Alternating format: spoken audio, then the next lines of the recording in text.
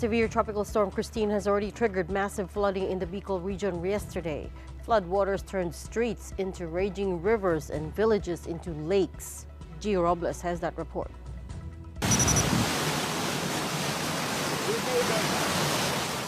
As floodwaters began to rise after Tropical Storm Kristine dumped torrential rains over the Bicol region, residents took to social media to ask for help.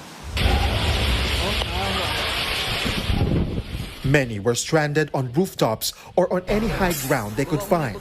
The provinces of Albay, Camarines Sur, and Naga City were among the worst hit. Ayan o. Sa may kalsada, may namamangka kung gaano kalalim ang tubig sa amin. Severe flooding began yesterday afternoon with streets flooding knee-deep in a short amount of time. As the rains continued, rivers began to overflow.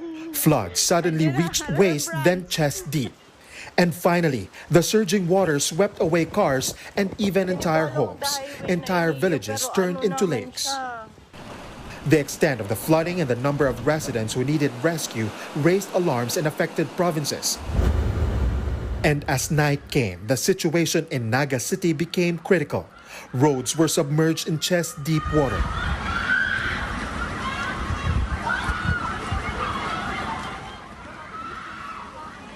While homes and business establishments were completely inundated, even this mall was not spared.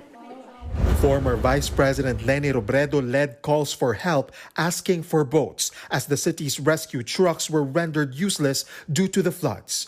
Residents said this was the worst flooding they've seen in decades, and they were all caught off guard. Ngayon lang po talaga tumaas ng ganito yung tubig. Hindi po kami umaasa na ganito talaga taas yung tubig. Sa tagal ko pong naninirahan po dito sa Naga, ito talaga po yung pinaka-worst experience po siya. This morning, the extent of the flooding and damage became evident. Despite still flooded streets, residents took the time to help each other. In Albay, these rice fields in Libon town are now covered in thick mud. In Barangay Bonbon, houses remain submerged. In Ginobatan, damaged vehicles lined roads which are also now covered in mud and rocks from Mayon volcano. In Rapu-Rapu, several houses were damaged from a landslide.